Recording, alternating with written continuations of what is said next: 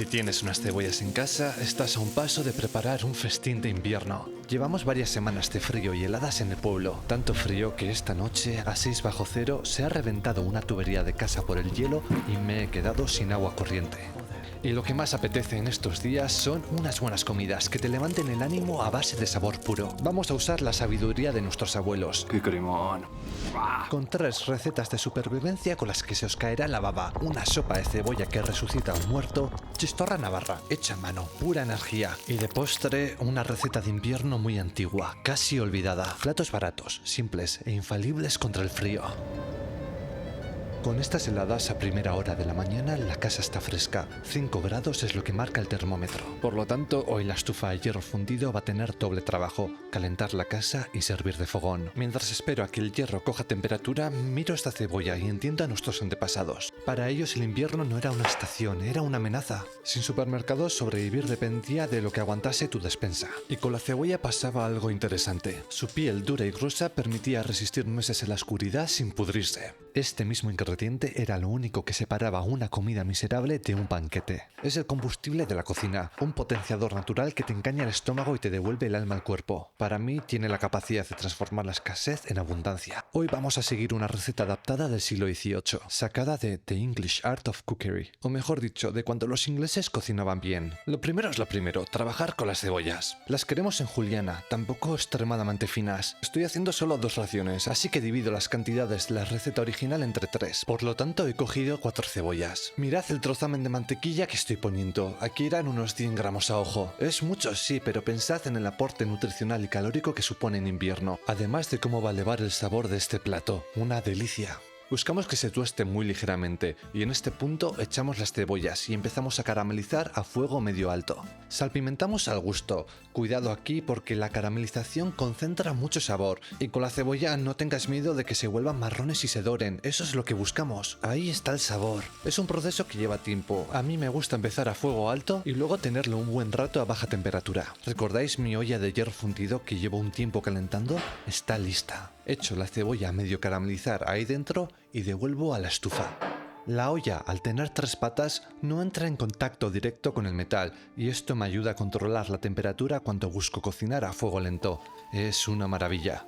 Cuando la cebolla esté suave y dulce, añadimos una cucharada de harina para espesar nuestra sopa, que se integre bien durante un par de minutos y añadimos el líquido. Mi intención era echarle agua, como la receta original, pero al estar sin agua corriente voy a recurrir a un buen caldo de carne que preparé hace un tiempo. Le estoy echando alrededor de 1 litro. Ahora vamos con el pan. Olvídate de la miga, solo queremos la corteza, la parte bien crujiente. Se cortan trozos, a mí me gustan cachos grandes y dejamos que hierva a fuego lento. Mientras tanto, veamos el truco final. Separo la yema de un huevo y la mezclamos con vinagre al gusto. El vinagre en esta receta se usaba como acidez, para controlar la dulzura de la cebolla y cortar un poco la grasa de la mantequilla. Para que el huevo no cuaje al entrar en contacto con el calor, hay que temperarlo. Echo un poco de la sopa caliente al bol de las yemas, despacio, removiendo siempre y luego lo devuelvo todo a la olla. Mezclo para que todos los ingredientes se integren bien y esto ya está listo para emplatar. Es un plato rudo, simple, de pueblo, exactamente lo que necesito para no congelarme. Además es fácilmente adaptable. En caso de que te guste más líquida, échale más agua. En caso de que quieras más tropiezos, ajusta la cantidad de pan.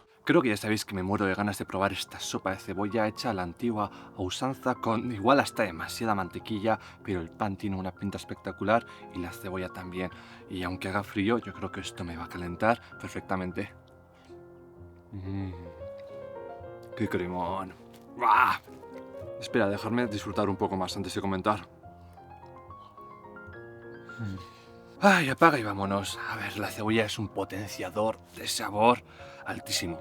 Encima si la caramelizamos y les traemos un poco su jugo, su azúcar, ya se queda un sabor espectacular. Lo combinas con caldo de carne como hemos hecho, aunque se podría hacer con agua, pues tenemos una potencia increíble, un plato muy calorífico gracias a la mantequilla y que encima está riquísimo. Me encanta echarle además el pan en cachos tan grandes, tiene un montón de mordida. Y ya para el siguiente plato, cuando terminemos la sopa, tenemos aquí el spoiler.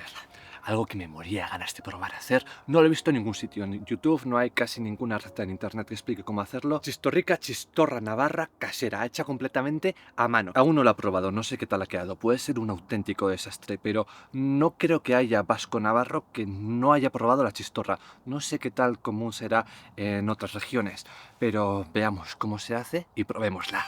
No puede hablarse de la chistorra ni alimentarse en invierno sin mencionar la matanza. El cerdo era la caja de ahorros de la familia europea. Durante todo el año te deshacías de las sobras de la huerta y de la casa para alimentar a un animal que, llegado este momento, te devolvía la inversión con intereses de grasa y proteína. Y aquí la chistorra nace de una necesidad técnica muy concreta, la impaciencia del hambre. Mientras que los jamones y los lomos necesitan meses de curación, la chistorra es un embutido de curación corta que permite a la familia empezar a comer carne fresca a los pocos días de la matanza. Una de las características principales del embutido es el pimentón. No se echaba solo por el color o el sabor, es un conservante natural. Contiene compuestos que protegen la carne y evitan que las bacterias se reproduzcan. Algo que viene genial, ya que la chistorra lleva diferentes cortes de carne grasos que de otra manera se echarían a perder rápidamente. Ya que no tengo un cerdo al alcance, me he acercado a la carnicería a la que llevo acudiendo desde que tengo uso de conciencia, en la vieja Pamplona. Son expertos en chistorra y voy a guiarme por sus proporciones para hacer mi embutido.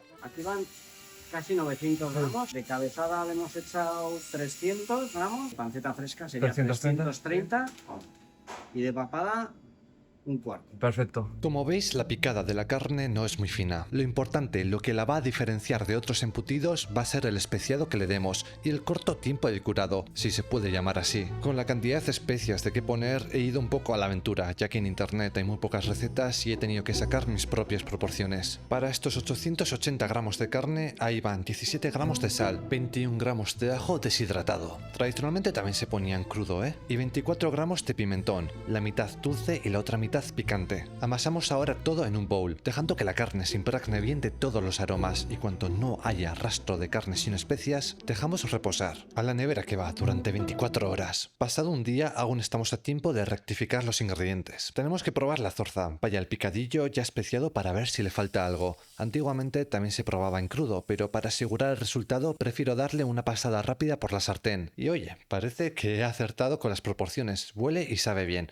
a chistorra misma. Ahora viene la parte más peliaguda de esta receta y lo que la hace tan especial. El carnicero me ha pasado unas pocas tripas de cordero con las que rellenar la carne. Lo normal sería lavarlas bien pasándolas por agua y luego embutirlas con una máquina mecánica especial. Yo no tengo esa máquina y encontrar una forma de rellenarlas ha sido un dolor de cabeza. Con ayuda de mi esposa, bendita sea, al final hemos dado a parar con un método. Usar una manca pastelera. Hemos intentado ponerle diferentes boquillas, pero la carne es tan gruesa que apenas pasa, así que no nos ha quedado otra que meter la manca directamente. Esto es un problema, ya que la entrada de la tripa es resbaladiza y busca salirse de la manca siempre que hacemos presión. A base de prueba y error, de romper algunas tripas ya que son delicadas y sobre todo después de un buen rato, porque ha sido un proceso complicado y tedioso, hemos conseguido darle forma a nuestras chistorras. Y la verdad es que aún sin ser perfectas, yo creo que tienen buena pinta. El siguiente paso va a ser orearlas, vaya, dejarlas al aire colgadas 1 o 2 días para que la masa se asiente bien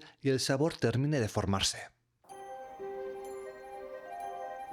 Han pasado 2 días desde que dejé las chistorras colgadas en el pueblo. Cuando marché, la temperatura de casa ya estaba a 20 grados. Rápidamente descendí a una temperatura más adecuada para mantener la carne, y esta mañana vuelve a estar a 5 grados. Al abrir la puerta tenía miedo de que la chistorra se hubiese puesto mala. Quizás una ventilación o una temperatura no adecuada me habrían destrozado el proceso. Pero por ahora parece que no les noto ningún olor raro. Es cierto de que la piel se ha secado un poco, se nota ligeramente más arrugada de a lo que estoy acostumbrado. Quitando eso, la chistorra tiene una pinta exquisita, el pimentón vibrante le da un fuerte color y aroma. Haciendo un corte con el cuchillo, por dentro no veo nada raro. La capa más exterior se nota un pelín más seca, mientras que la cara más interna parece que mantiene toda la jugosidad. Cocinar estos embutidos también es un arte. La gente aquí tiene sus preferencias. Más hechas, menos hechas, echarles aceite o dejar cocinarla en su propia grasa a fuego medio suave. Todas las opciones valen y lo bueno para mí es que me muero de hambre. Y esto se hace enseguida. Tuesto la chistorra ligeramente con un chorrito pequeño de aceite que nos ayuda a distribuir mejor el calor. sabor. 2-3 minutos y esto ya está. ¡Buah! Y mirad todo el oro líquido que está soltando. ¡Puro sabor! Servimos y a la mesa. Vaya, está justo empezando a nevar un poco, no sé qué tal se verá en cámara, pero me muero de hambre y la chistorra se ve como se tiene que ver. Bien apetitosa y me muero de miedo. No sé si la carne se me habrá puesto mala en estos días, qué tal estará, pero vaya, la chistorra se come con pan. Y... vamos para allá.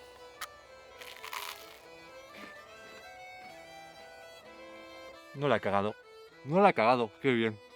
¡Buah! Pero qué rico está esto, de verdad. Si no habéis probado nunca la chistorra, por favor, estoy seguro que en cualquier supermercado de España venderán, porque es una maravilla, está riquísimo. Sí que le noto, espera, voy a comprobarlo solo con la chistorra. De por sí es bastante grasienta y por eso acompañarlo con pan va fenomenal. Pero igual sí que le noto un poco de falta de grasa a esta chistorra. Igual se ha quedado la carne un poquito más seca de lo normal. Las proporciones de ingredientes están perfectas. Si te gusta el picante, acepta más, ¿eh? Pero también estoy sorprendido de haber acertado con las proporciones, porque esto sabe a lo que tendría que saber. O sea, algo de 10. Voy a coger otra más, voy a untar bien el pan en la salsita que ha dejado y aunque vaya bastante fresco para el frío que hace, de verdad estos alimentos tan proteicos con grasa acompañado del buen carbohidrato del pan es que te dan energías y te calientan en cualquier sitio. Y ojo ahora con la siguiente receta porque Cabuenzuz de verdad me ha sorprendido. Ya para cerrar este menú de invierno nos vamos de viaje. Si pensáis que aquí hace frío, imaginar el invierno en el país de mi esposa, Lituania. Recuerdo un par de navidades que pasé ahí a menos 20 grados. Y hacedme caso, algo que reconforta el cuerpo en esas temperaturas es un buen plato de comida. En este caso, algo que podemos tomar como postre. Es curioso porque volvemos a la misma lógica que con la sopa de cebollas. Ingredientes humildes que aguantan meses en una bodega fría. La manzana de invierno. Lo tradicional sería usar manzanas recolectadas en otoño, de variedades ácidas y duras, aunque en realidad cualquiera vale. Estas manzanas, una vez guardadas en las bodegas, iban madurando lentamente, y cuando llegaba el invierno profundo es cuando estaban listas. Asarlas era la forma de transformar una fruta que llevaba meses guardada, ya algo seca, en un bocado caliente y dulce. Pero no la vamos a comer sola. Con este frío el cuerpo pide contundencia, pide calor, pide densidad.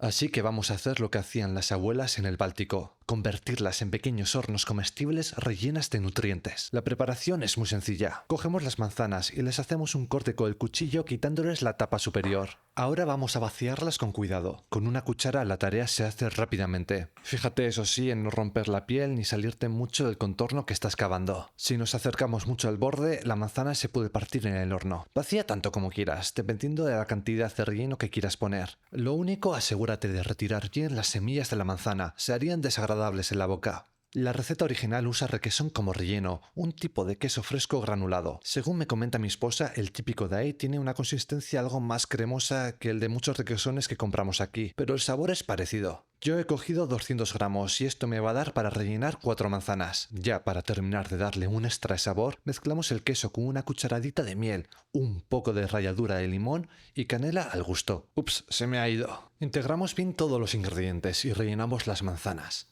Generosamente, sin miedo, y el requesón que llega hasta la superficie de arriba. Quiero asegurarme que la manzana se ase bien en el horno y que no se desmorone, y por eso la estoy pinchando bien con un tenedor, alrededor de toda la superficie.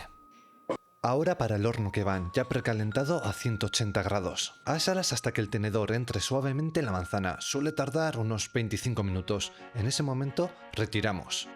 Vaya pintón tienen, están extremadamente jugosas. Échale unas pocas almendras o nueces partidas. No para decorar, combina perfectamente con el requesón y la manzana. Y ya para rematar el plato, ponle un poco de miel por encima. ¿Qué queréis que os diga? Este plato de manzanas tiene una pinta asombrosa. No sé cómo hincarle el diente. La manzana está bien asada, suave. El requesón muy cremoso. Veamos qué tal. Es que mirad qué cremón, qué cremón.